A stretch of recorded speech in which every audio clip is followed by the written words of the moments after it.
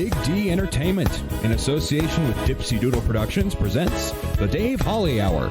Brought to you by the Sky Lounge and Tea, XL Chiropractic, Quality Nails, Ale Hop Brewery Tours, and Jesse Moffat Entertainment.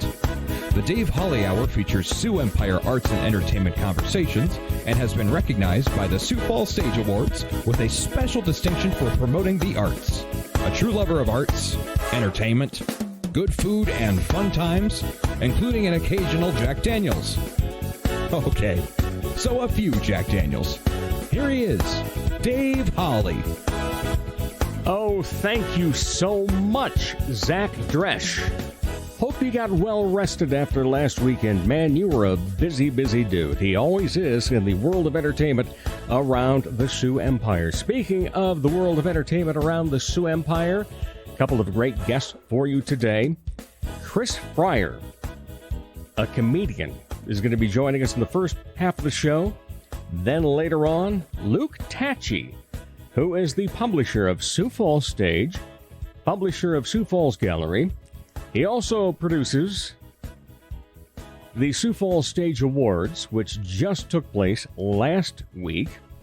And, as if that's not enough, he's one of the original members of the Goodnight Theater Collective. And he does yeoman duty for all of it. So we will be talking to him as well. And by the way, a couple of hints. In the next couple of weeks, there's going to be a new sponsor that we're adding to the show, and I think ladies especially might be very excited about it. Also then, in mid-August, there's going to be a really fun concert coming up with some incredibly talented local musicians. And we're giving you the tease. You know, the things that everybody else does all the time, we do it like once a year here on the Dave Holly Hour. But something we do every week.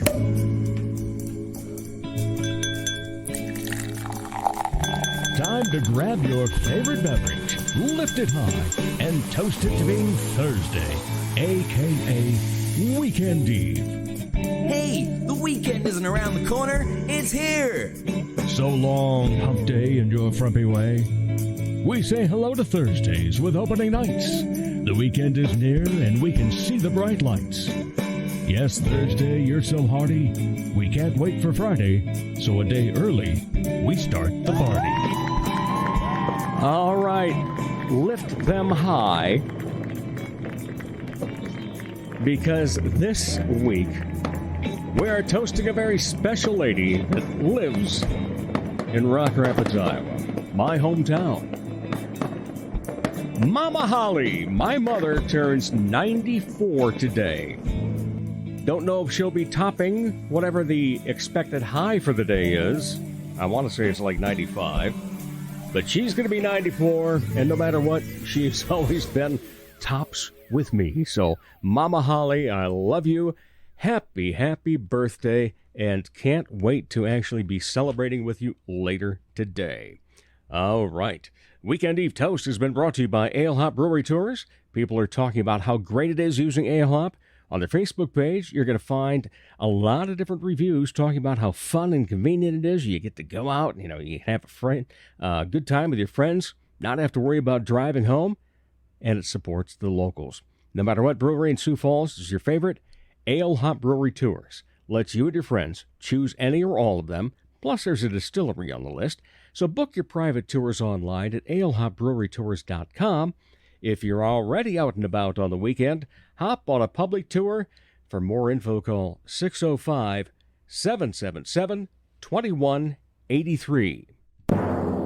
Honorable mention. Oh, what has made me laugh, giggle, guffaw, or just be happy over the past week? We're going to give honorable mention this time. Sioux Falls Parks and Rec, because one of the great things that they provide throughout the summer is Mondays at McKinnon, and even more so to the people that perform at Mondays at McKinnon, because sometimes in the summer it's very, very hot at McKinnon Park. So anybody that's involved in Sioux Falls Parks and Rec, first of all, thank you for what you do to provide us with incredibly beautiful park system. And additionally, for those that are in charge of putting different programs together and all the fun camps, different things that are done, and of course, that includes Mondays in McKinnon. So, thank you all so much for that. Especially performers, that's a little bit sweaty sometimes, isn't it? All right, coming up later in the show, Luke Tatge from Sioux Falls Stage and Sioux Falls Gallery magazines, as well as Sioux Falls Stage Awards and Goodnight Theater Collective. But coming up next, it's comedian Chris Freier on the Dave Holly Hour. Dr. Perry Langston and Dr. Corey Tooney know excellence is in you. That's why they provide you with excellent care at XL Chiropractic, improving your overall health in spirit, body, mind, and will. Get results the natural way. Arrange a consultation, 605-332-9235 or xlchiros.com. Excellent care for excellent people. XL Chiropractic, located at 4309 South Racket Drive in Sioux Falls.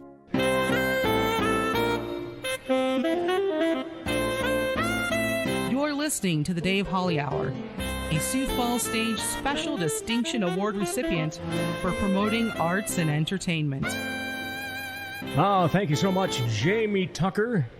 You that's headed out west to do all sorts of comedy. Well, we're going to talk comedy today, even though you're probably out somewhere else.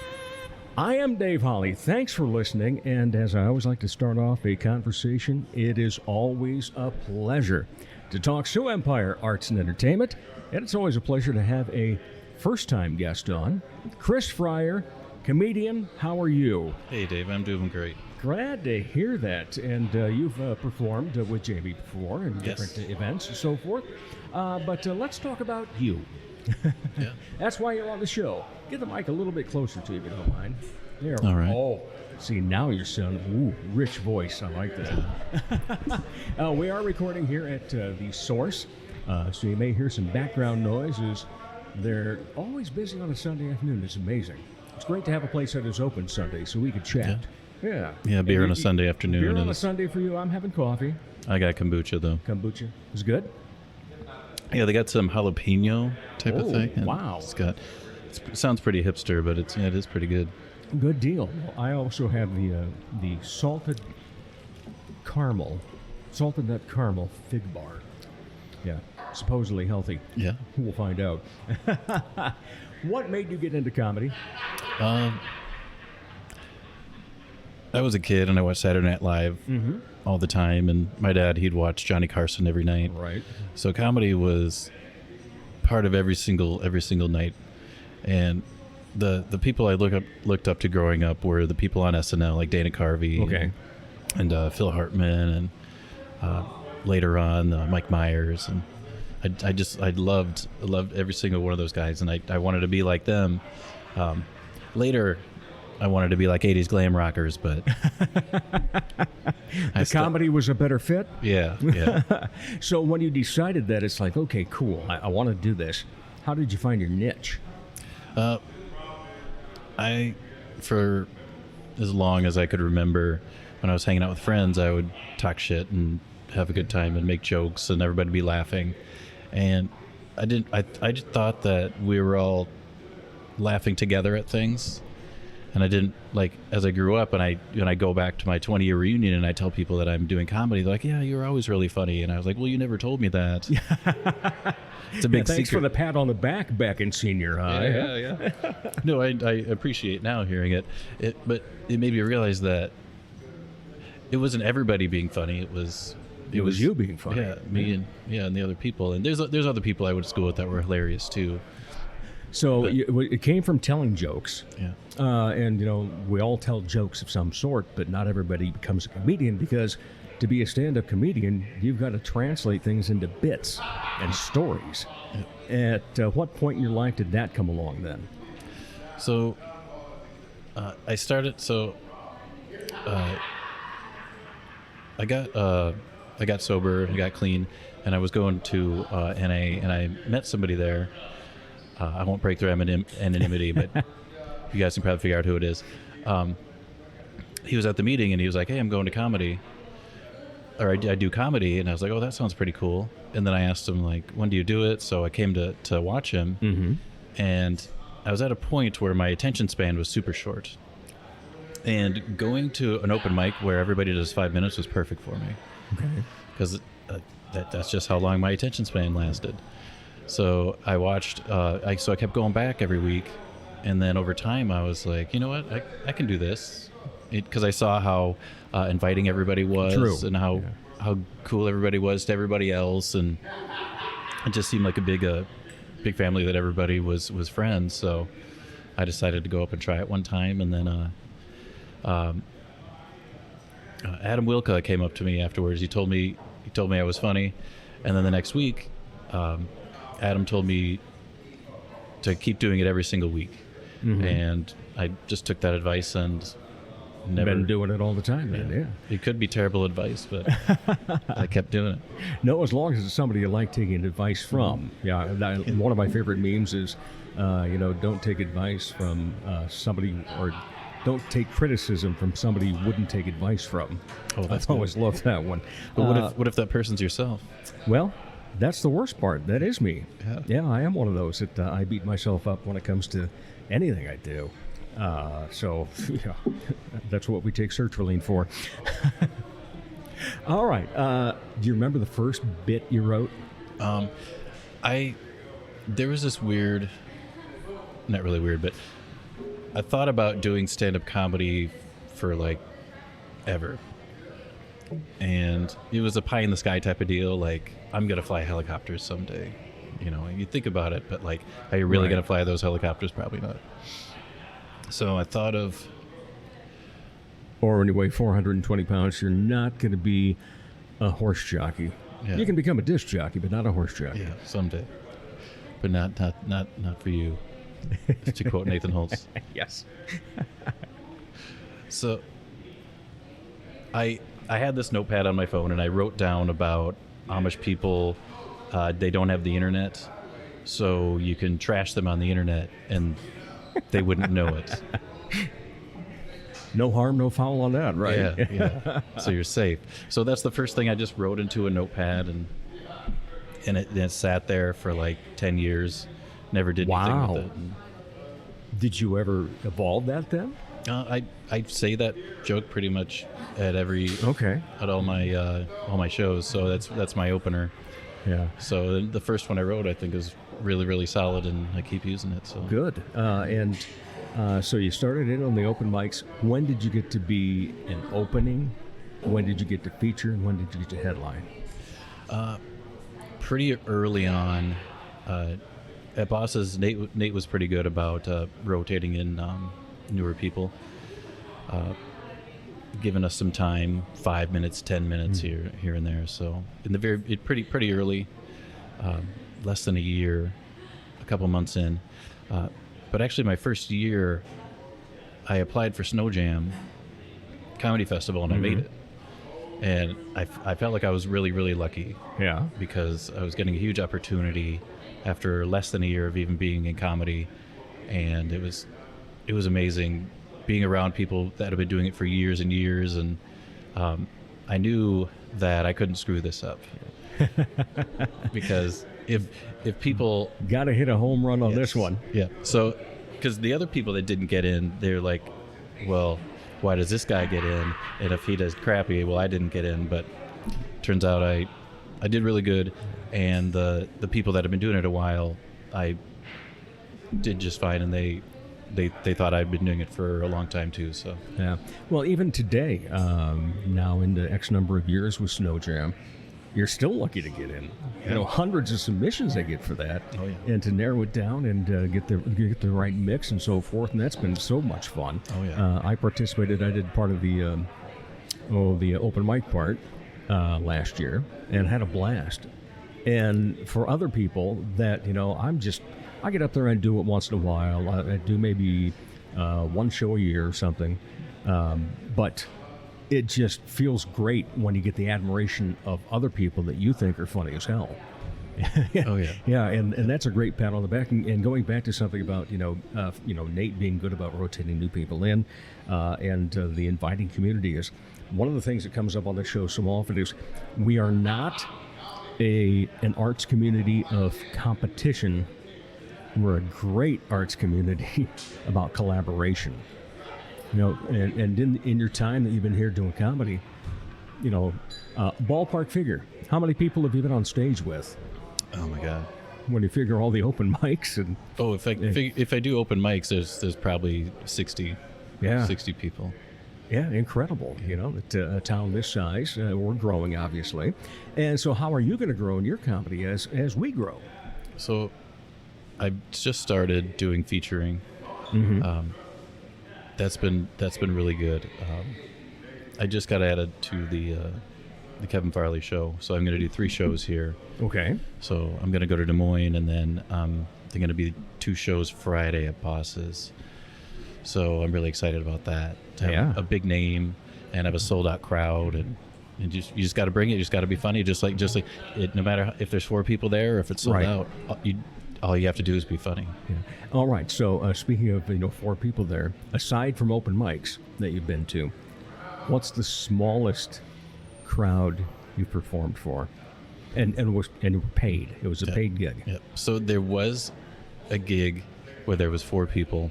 It was Spencer Thomas. He did 2 shows. Might have been Friday, Saturday. The Saturday show, it was a really good one. People showed up, and there was a good crowd. But the Friday show, there was 4 people there.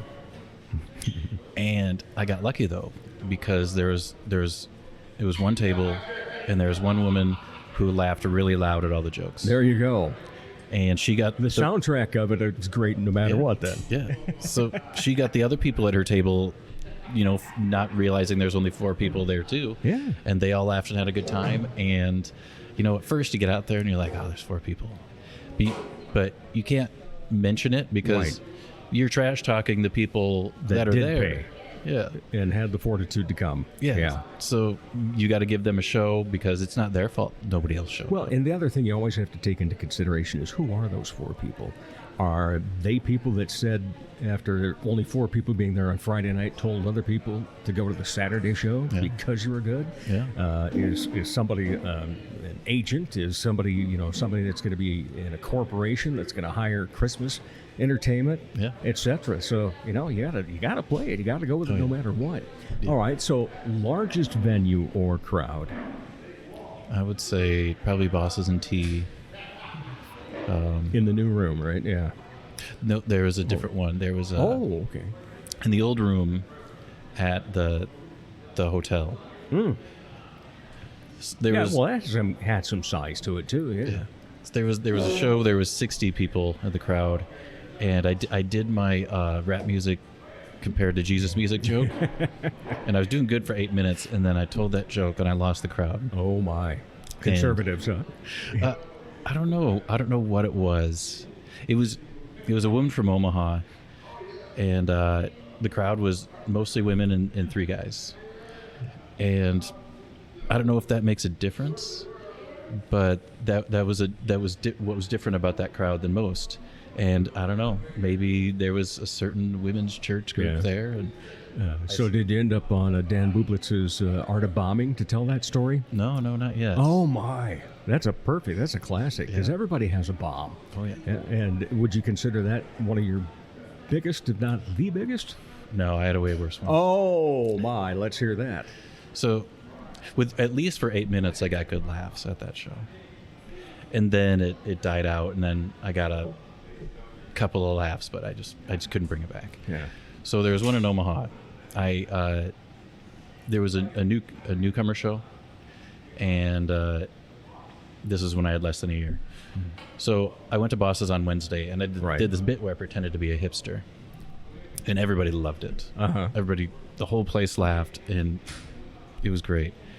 And I went to Omaha, so I had this Omaha show 3 days later, and I'm just going to do that hipster bit because it did so well. Backline or the Dubliner, or I think it was the backline. Okay, it's the one that has the bar, and then a window through the bar goes into. Yeah. Or is it Varley Street? anyways, it wasn't the Dubliner. So I go to that Omaha show, and I'm like, I'm going to do this hipster bit. They're going to love it. So I started out, and nobody's laughing. And then I keep going, and then there's still silence. And then, because this is the first time, I don't know what to do. So I get through the hipster bit, which is several minutes, and then I take my glasses off, and then I try to go in to do my regular jokes. And what I'm doing, I make the mistake that people do when they're bombing, is then they just trample through their material. They don't pause. They just keep rattling. Yeah. You talk out your material, and you just want to get done, and you want to get off the stage. So how do you handle a situation like that now?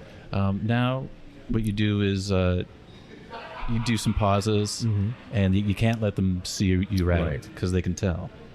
Because there's sometimes where when we'll go to a bar open mic and nobody's listening, and you'll notice somebody gets annoyed on stage because they're not used to it, and I'm just as annoyed as you are, but you gotta pretend, because they'll smell the blood. So yeah, you gotta be slow. And I listened to Bill Burr's podcast, and he said that when people are talking and not listening, if you get louder, the people are going to meet your voice. So he said to be quieter and zone in on the table up front, because you know that they're listening, or at least making eye contact, and then people might think, oh, what are they talking about over there? So it doesn't always work, but it's much better than trampling through your jokes and trying to get louder. Yeah. Did you ever take any formal comedy classes, workshops? What have you been involved in? No workshops. It's all repetition of just going to the open mics constantly, and I feel like watching comedy every week helps you out. And you're not really stealing jokes, but you're seeing how somebody else might position their jokes. I just watched Cat Williams's newest special, and I noticed he'll say something like, "You can't believe anybody anymore. Everybody's lying to us."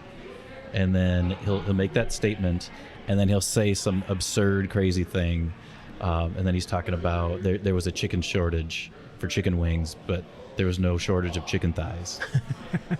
And I mean, you hear him and you believe him, and then okay, now he's telling his joke, but you're like, how could I incorporate something like that into mine? And there was another joke I had for quite a while, for a year, and then I saw Justin Gray do something where he high fives people in the crowd. I'm like, you know what, I could use that with mine. So yeah, there's just different. You got to be careful to not steal. Well, exactly, yeah. But you're not stealing if you're looking at a different way somebody looks at their comedy, and you can look at it the same way they are. Do you have a callback that goes through your show, through your routine? I do have one. I just incorporated it a couple months ago. I don't want to say it because we don't want to ruin the surprise if somebody goes to see you. Yeah. But yeah, I do have one callback, and it's like I mean, you understand because you're asking about it, but like as comedians, you're like, oh, yes. So when it comes to your process of writing a bit, where does it start? And then once you've written it, how many times more do you end up editing it until you have the perfect bit? As far as the way I do it is, I'll think of something silly or something hypocritical or something that doesn't make sense, something that people do that, like, why would somebody do that? So I have that thought, and then I write it down in my notepad on my phone. And I don't really put much thought into it until open mic. I open up my notebook, and I'm like, notepad, and I'm like, all right, I have these 5 things that I wrote down. I don't know, this doesn't look very funny, but you know what, I'm just going to try it. So I go up on stage, and then some of them are pretty easy, cut and dried. Some of them are more complex, and then I'll do like 6 to 8 of them, and sometimes 2 of them hit, sometimes 3 of them hit. Sometimes the ones I've had them there for months and months, and but I'll go up there and I'll say it, and then it'll work out. So sometimes you get lucky, and just let them simmer in the pot for a while. Yeah. And then The biggest problem is when you get a huge laugh the first time you tell it. And then don't the second time. Yeah, and then like how did I get? Sometimes it's the way you do your face. Sometimes it's the way you word it. So you have to figure it out what you're doing, and it's repetition. Yeah, because there's some where there's a flow to the joke, and I might say an extra thing to explain something, and then that just ruins the flow of the comedy. And What's your dream as a comedian? I'm basically living it right now. Okay. As I get farther and farther along, that's realizing the dream. Yeah. So my dream was to do one show. My dream was to do one open mic and have people laugh. Knock them off the bucket list sort of thing? Yeah. So I mean, Yeah. we all want to be on Netflix and make $100 million. Of course. That'd be nice. Yeah.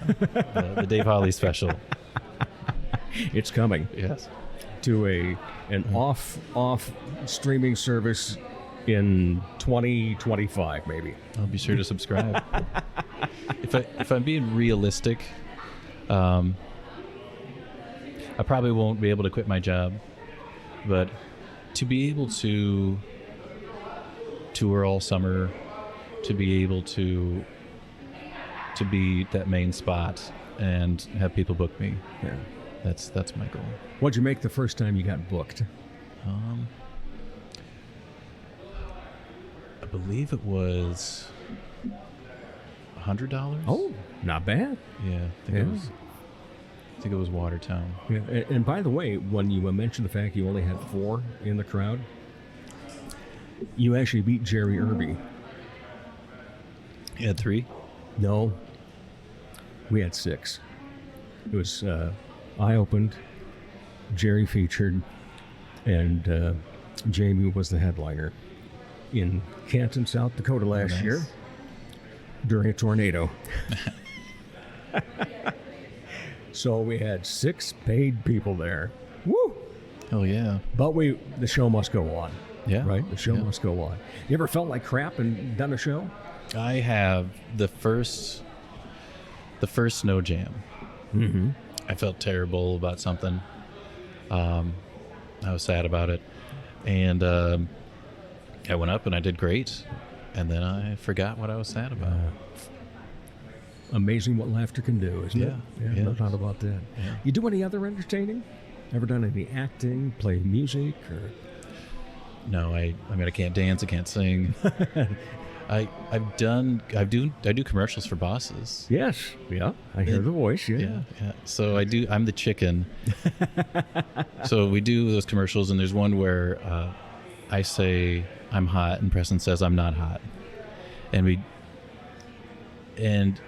we did that for an hour in the commercial, and that's like 5 seconds of the commercial. Right. But you say it so many times that it loses all meaning to you. True. And when you watch the commercial, you remember that hour, and you can't put yourself into this quick 10-second thing that people tell you is funny. Right. You're like, well, I don't know.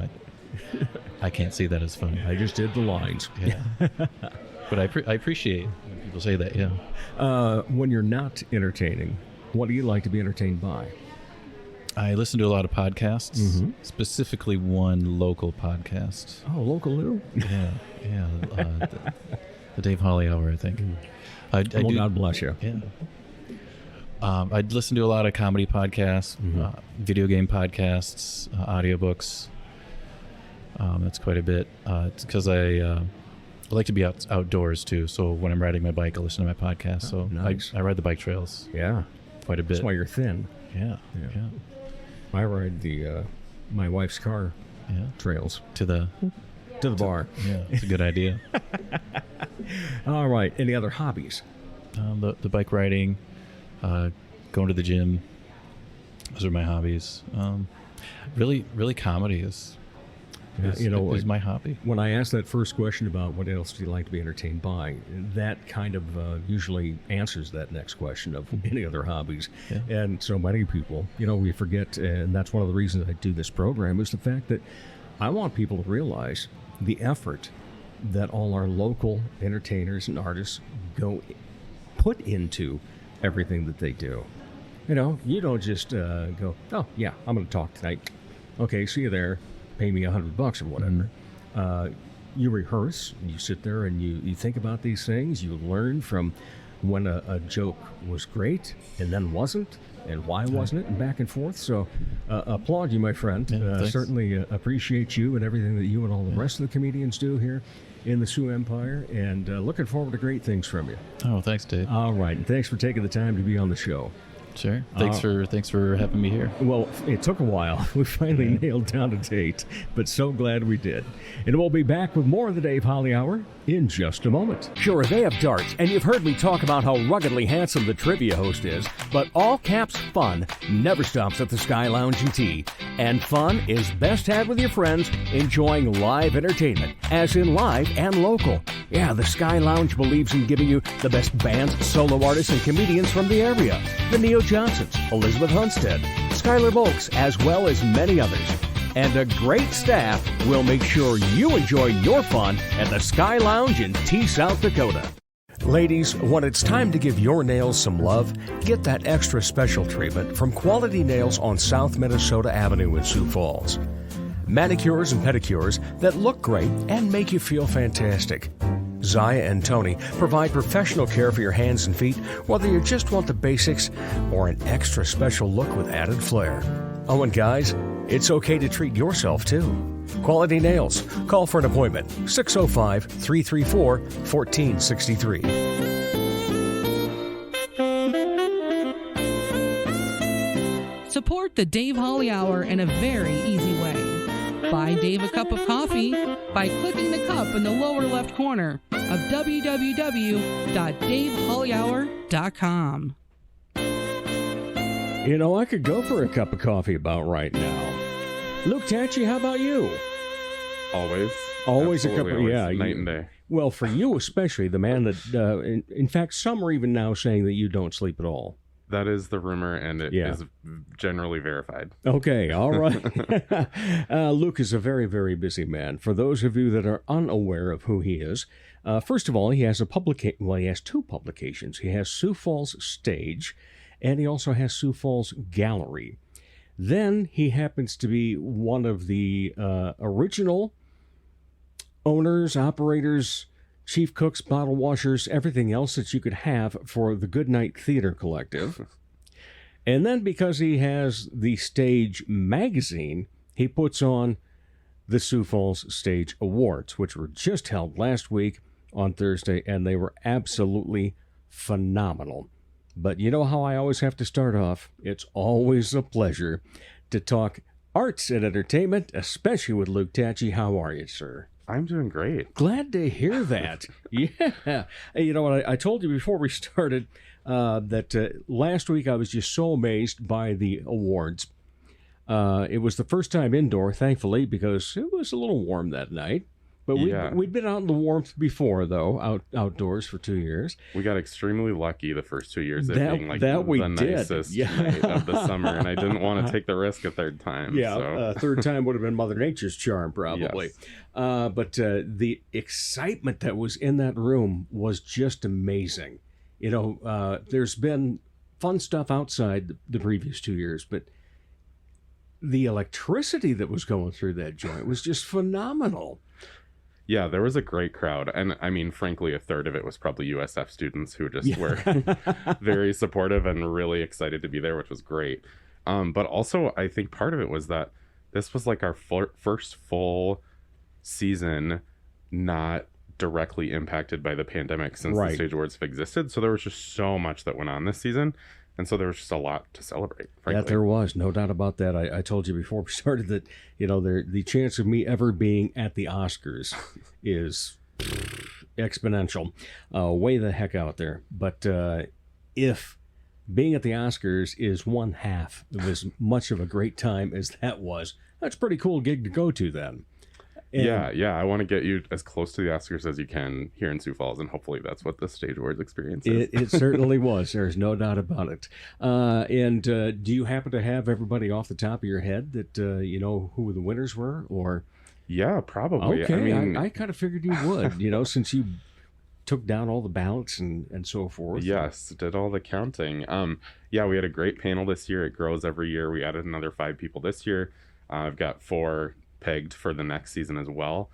And the selected honorees this year were kind of ran the gamut from a whole bunch of different companies. Representation from Conlon Choreography with their premiere show, basically.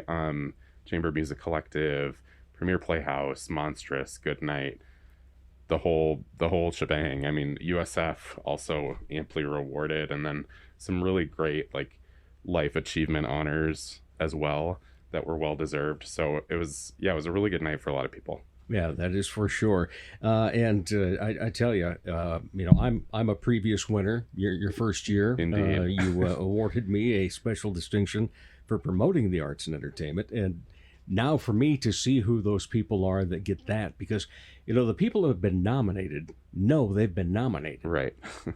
The people that end up with the special distinction awards don't have any idea. Yes, we try to make it a surprise as much as we can. Sometimes it takes special effort to get them to come, not knowing that something's going to be happening. And frankly, those were some of the nicest moments, just seeing the gratitude with people Right. who weren't expecting it and having that moment for themselves. A lot of the times the distinction awards are specifically for people who are doing something for the performing arts that isn't expressly related to any particular category, and so that's typically people that are not in productions. Exactly. Yeah. Not performers or directors or technicians, but rather people who are truly behind the scenes, whether it's media and promotion, venue management, music direction, choreography, all that sort of thing, things that are kind of unsung. So those are extra special for that reason. And when it comes to some of the categories, they get quite a few nominees in them. I know that one especially had, 10 that were nominated? Yeah, the sheer depth of people that qualified for that particular category, which was Best Performer in a Comedy, Variety, or Dance Event or Series, which I know is a mouthful. 10 is just scratching the surface, to be honest with you. Just hundreds of people in town doing great things. So 10 is honestly having to cut it down pretty tight. Yeah, and but still, it's a great thing to be able to. I'm also somebody that does get to vote on those. You are, and I absolutely love it. This is the second year in a row for me being able to do so, and it's kind of fun because you'll see people afterward and say, "Yeah, I have had a good feeling about you." Yeah, not knowing what anybody else or how they voted and so forth, but just knowing that it was somebody that I had voted for because I admired what they did. But there's also a lot of people that I had number one, and they didn't make the cut. So what I want to stress is the fact that, yes, there may be some particular troops and so forth that maybe get a few more people nominated than others and so forth. But it's also because of the number of productions that are being seen, right, and the total gamut that's being run out there. But anybody that performs in this town, you got a chance at winning. It's true. And it's not so much about the winning, it's just so much about the mutual respect you get from everybody else that's in the industry here. Yeah, and frankly, the best part of the event isn't even so much the awards and nominations as it is just, and I heard this a lot on Thursday, which was great, that so many of these groups are constantly in production or in rehearsals or busy with their own things, and they never see anyone else. Yeah, so it was cool to hear people say, like, this is the time of year when I get to connect with my fellow performing arts people that I don't see all the time. And so that's also an exciting thing. And just seeing how many people all went to the same bar afterward to continue the celebration from all the different companies was really cool. So what was the actual attendance? Did you have a number on that? I did. It was just under 200. So it was definitely more than the last 2 years, which is great. So that's I'm hoping excellent. that's a sign of things to come, that more people will I have come the out. feeling it is. What about the growth of the production itself in terms of other things that you'd like to add yet to make it even more Oscar-like, if we want to put it that way? Maybe more hands behind the scenes, which has started a little bit. We just incorporated independently as a nonprofit just in the past month or so, and so now I have a board, which was a big game changer the night of, to have a few extra helpers stepping in and taking part. And I think the production value will just increase from here, especially when it's not just me up in the booth. Yeah, looking forward to it. And when we're finished, I'll mention a couple of ideas. Right. All right. And as we mentioned, this stems from the fact that you started a few years ago. You put together the Sioux Falls Stage publication that comes out on a quarterly basis. And how is that going for you? Because I know you like to feature new talent in 3 to 4 different categories typically. How are you seeing the growth of the magazine itself, as well as, how that correlates then to the Stage Awards? Yeah, I think one of the coolest things is that I launched Stage in particular January 2020, so when I was blissfully ignorant of anything that was to come. And I think what I assumed would happen is that I would run out of ideas and run out of things to talk about. And the beauty is, so many of the things that I've talked about in recent issues are things that didn't exist before January 2020. And so I think that's a testament to the fact that we haven't run out of ideas in Sioux Falls. There's still more creativity to be had. And I think that's been the coolest hallmark of it is I'm never at a shortage of artists to feature or talk about, or organizations or pursuits to highlight. And I think that's surprising and cool and exciting for what's to come in the future as well. I know the feeling now, being on episode number 139. Right. And the fact that some of the people I wrote down initially before starting the show that I wanted to have as guests haven't had a chance to ever have them on. Right, there's so many. You see something else, and it's like, got to get them on. And so I'm sure it's the same for you, the way that you were speaking about, so many new things coming along that you want to get some credence to as well. Yeah, and with visual arts, with gallery in particular, I've just barely scratched the surface. We just had our first full year of gallery, and so, gosh, there's so many more artists I want to highlight in the next few years and some that I don't even know about yet. So that's really thrilling. All right, so this now kind of goes back to talking about the fact that you never sleep. Yeah. How do you find that, because you do have a full-time job? I do, yeah. Yeah, and thankfully it's along the lines of what you enjoy doing. You're a creative director.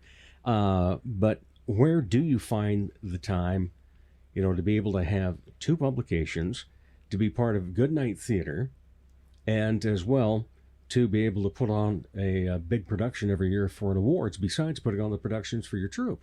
Right. Yeah, it doesn't actually, the math doesn't really make sense. I thankfully get a lunch break at work. Those are usually populated with doing interviews with people for the magazines. And then post 5 p.m., I just make the most of my time. If I'm not directing a show, then that obviously frees up more time where I don't have rehearsals, and I'm often writing a new musical or writing articles or laying out magazines or delivering magazines. I'm currently a one-person shop on a lot of stuff. Mm-hmm. And so it doesn't make sense. I'm glad you brought up the fact that, writing musicals. How many do you have now that you've done this? 3? 7, actually. You've written 7? I have, yeah. Wow. 1 each season?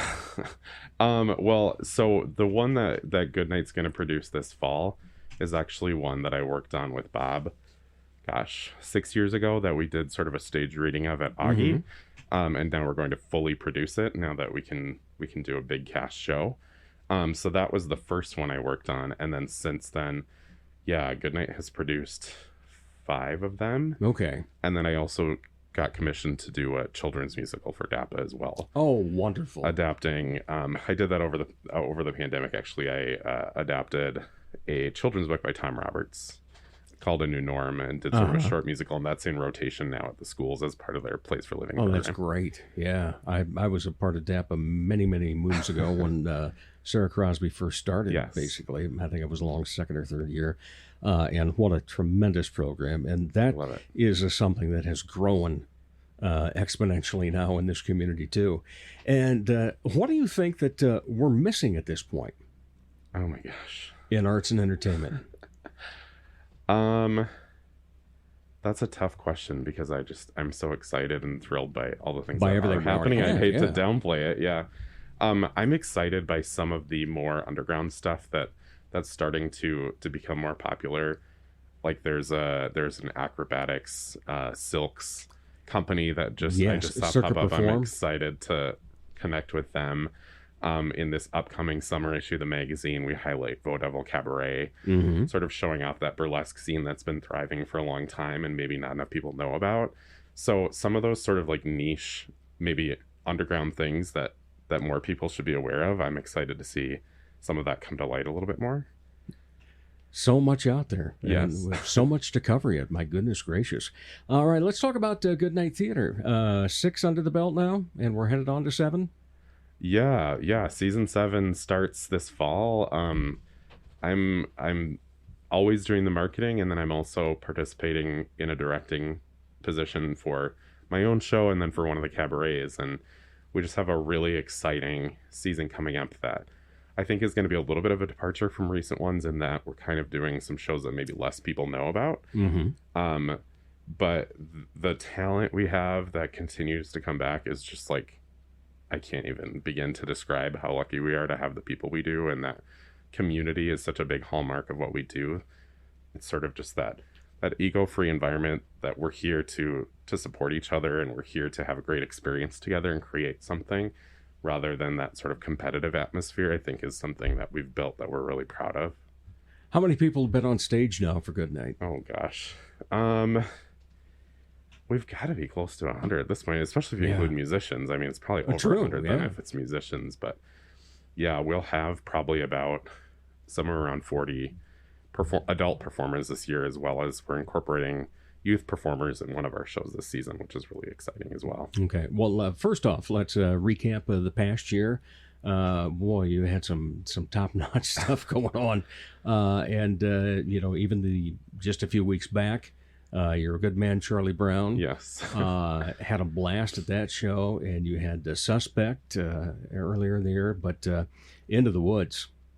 And that was one of those where I was very, very happy for someone at the Stage Awards. Yeah. Yeah, with Rose. Yeah, it was incredible. We've been able to connect with some guest directors in the past couple of years that are just incredibly talented people, like Roseanne Hoffland and Rebecca Merriman, who have been able to sort of take the lead a little bit more than just the ownership team. And the results kind of speak for themselves. I mean, Rebecca spearheaded Little Shop and Charlie Brown, and they were both wonderful in their own right. And then Roseanne with Into the Woods, and they'll both be coming back next season, which is exciting. Good to hear. And what do we have all for next season then? What's coming up? Because if I understand, there's actually a couple of plays in it too, correct? There are, yes. So we'll be doing 3 of our cabarets, and you know them very well, but essentially they're sort of 3 parts concert, 1 part theater, 1 part comedy. Something I don't know the actual numbers, but we'll just say somewhere in there in round figures. Yeah. So we'll have 3 of those. 1 in October, a haunted cabaret. 1 next March, an animated cabaret, and then next June, a road trip cabaret. And then we'll be doing 3 musicals. Our original show, Salem, will be in November. We will have Reefer Madness in January, which is exciting and weird and fun. And then we're doing Company, which great timing with the revival, in next May. And then beyond that, we'll be doing 2 plays, a play version of Little Women, as well as the play Venus in Fur. And the nice thing about that is we'll have productions of those at the Pavilion for our subscribers. We'll also be working with our old partners in crime over at Icon to be doing dinner theater versions of them as well. So stay tuned for info on that. All right. What about if somebody wants to be a season pass holder? What do they need? Great question. Thanks for teeing that up, Dave. I try. So you can find the link to become a subscriber at goodnighttheater.com. The nice thing about subscribing versus just buying one-off tickets is you get your pick of seats before anyone else gets their hands on it. And there's a pretty substantial discount on the ticket price if you buy in bulk versus one at a time. So yeah, in fact, we did that. I think we had missed the first show or 2 where we just bought single tickets, and then we bumped up and got the rest of the season, and now we have season tickets for next year. In fact, we were just discussing last night, what nights are we going? And we've already got our seats pretty well picked out. Great. Yep, we are ready to go on that. It's been fun to see how many people have become season ticket holders, though, as well. And you know what's interesting as well is the fact that, by doing that and being in the same seats and at many of the shows or near somebody during many of the shows, you might make a new friend. Yeah, I mean, it's not unlike like the Pavilion Performance Series where you end up kind of sitting next to the same people the whole season. There's something kind of charming about that. Yeah. So, yeah, subscribe and you might have a built-in buddy for the whole year. I've got Richard Corelli now. I love it. He's a dandy guy, isn't he? And, the funny thing was, Carrie and I were at, I think it was Into the Woods, and intermission comes along. And Richard that night stood up and turned around just looking at the audience, and he always dresses so incredibly well. And Carrie has always been saying every time that we've seen him in a show, who is that? Who is that? I was like, I don't know. So I finally just go introduce myself, and now we go for coffee. We go have a beer sometimes, things like that. So that's the kind of success story we like to hear. Exactly. And the other thing is that it makes a point about theater as well. Yes. The theater families. And, here you are talking about the fact that you've, probably with the band members as well, had over 100 people over the past 6 years that have participated in Goodnight. That's a big family.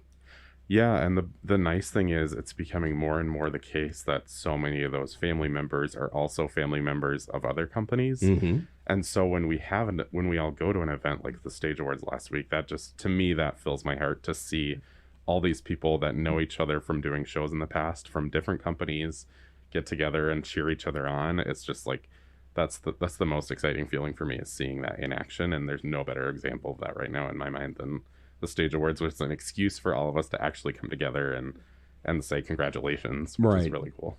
And speaking of family and being on stage, not at the same time, made me think of the diner, when you had the food cabaret. Yeah. Because, Haley Schmidt and Wade Gaymar are a couple, and we were sitting right behind Wade. And when Haley comes out and sings her first solo, watching Wade and this just huge grin, and Carrie bumps me and she goes, he's in love with her, that's for sure. And then he says, I'm glad too many people didn't see me. I had tears rolling down. And then Mary Ritter's over on the other side of the first row, and her husband comes up on stage and sings right to her and the family, and you can just see this little gasp of, oh, what a great thing, and so forth. You've got to be so proud of what you've put together, you and Bob as a couple, and all the other couples that get involved, and all the people that you've now been able to incorporate in so many ways. You got to be a proud papa, don't you? I mean, honestly, yeah, it's kind of surreal to think about, but yeah, there are. I mean, Rachel and Steve were both in that show as well. Matt and Amy play together all the time. Emily and Noah are both in shows, and then we have siblings too with Emily and Pierce and Shelley Brown, and so it's cool to have all this interconnectivity, and then so many people that otherwise would never have met each other or been friends that now are in like aggressively active text chains from different shows. And so like feeling like we maybe had some small part in making that happen is very gratifying. What can we look forward to in the future, both with Sioux Falls Stage as well as Goodnight Theater? Yeah, so with Stage and Gallery, we've got the summer issues coming out soon. Lots of cool stories in those. And then obviously Stage Awards, a whole year, you'll have to wait for those. But there's going to be a whole lot of great shows in the meantime. So stay tuned for those issues to come out very soon. And then with Goodnight, I mean, we're in heavy casting mode and getting ready for the season. No rest for the weary. Yeah, I know it. And there is no rest for, I almost went Elmer Fudd there, almost no rest for the week. But the usual questions I ask really are so difficult for you to answer because I typically ask, when you're not part of the entertainment scene, what else do you like to be entertained by? Yeah, that's tough because I always have something to work on. Usually movies, I mean, I see a lot of live shows as well, but that's usually somewhat connected to Stage and Gallery and going out and supporting everybody. But if I have a chance to see a movie, I'm a movie nerd since childhood, so that's what's most recent that you've seen and loved? Oh my gosh. I've been watching some like random 90s movies lately. And Safe with Julianne Moore was a pretty incredible movie I watched recently, so that's sort of a weird reference, but there you go. Other hobbies? Oh gosh, what are those? I mean, my hobbies are writing. So I mean, I kind of get to do it for fun and for work in a way. So like writing shows is kind of my biggest passion, and the fact that I get to do that on an annual basis to me doesn't feel like a chore. So, one other thing I wanted to bring up is the fact that, and you brought it up, as you do go to a lot of other live shows. I do. Is the fact that the Goodnight Theater Collective has Good Nights Out. Yes. Yes, where you go to other people's performances. I know you've helped serve down at Old Town and so forth, and you volunteer. So I applaud you. Well, I do anyway, because I think you're a marvel. And this community is so grateful to have you as a part of it. And so thank you for that, but also the fact that you don't just stop there, that you're also giving back. Yeah, I mean, that's been important to us as a company since season 1, to do our good nights with Goodnight and actually practice what we preach and get out and see everything. Yeah. And especially with stage and gallery, it's really important for me to see what's going on. And so I try with all my might to see legit as much as I possibly can in those performing arts areas. And it's frankly pretty entertaining, so it's not really that bad to do it. So we don't call it work, do we? Exactly. All right, Luke Tatge, as always, it's a pleasure. Thank you so much for spending some time, and again for a great show last week with the Sioux Falls Stage Awards, and for everything Goodnight does, and we look forward to so much more. And by the way, I didn't get to talk about it much, or I should say you didn't get to talk about it much, but Sioux Falls Gallery, also a great publication, and love picking up both issues every time I'm out and about. Absolutely. Thank you, Dave. All right. Thank you. And we'll be back to wrap up the Dave Holly Hour in just a moment. Your time's up. Thank you again to comedian Chris Freier. Very funny man, and I hope you get a chance to go out and see him in concert sometime. Luke Tatge, the man that does it all. I tell you what, I'm just thankful I, once a year, find a few minutes to speak with him. Also, thank you to The Source. That's where we recorded the conversation with Chris Freier. Don't worry, I will be getting back to Our Wine Bar next Monday. Both guests' conversation will be recorded there. And then you'll be able to hear me once again say, Ricardo Terabelsi. Okay, what's headed out my way, at least, for this weekend? Friday night, we're going to take in Headlights Theater. Saturday, we're going up to Corson to catch the Mighty Corson Arts Players, actually not them, but to catch Storytellers Anonymous production of I Am Rachel Corey. We hinted earlier, a couple of fun stuff coming up. Fun things, I should say. First of all, in the next week or two, you're going to hear our new sponsor of the show. Also, gonna throw it out there, mid-August, we're not going to give away the date quite yet, but there will be an announcement coming for a special concert in mid-August. Remember, Arts South Dakota says home is where the art is. I like to say, put some art in your heart. I'm Dave Holly, and for me, every day is a holiday. The Dave Holly Hour has been brought to you by the Sky Lounge and Tea, XL Chiropractic, Quality Nails, Ale Hop Brewery Tours, and Jesse Moffett Entertainment. If you would like to contribute to the continued success of this podcast, go to DaveHollyHour.com. At the bottom of the front page is the additional links section. Click on the orange button, Dave Holly on Linktree. You can order merchandise, become a Dave Holly Hour VIP, and make contributions to the show. The Dave Holly Hour is produced in the Dipsy Doodle Studios by Big D Entertainment. Thanks for listening.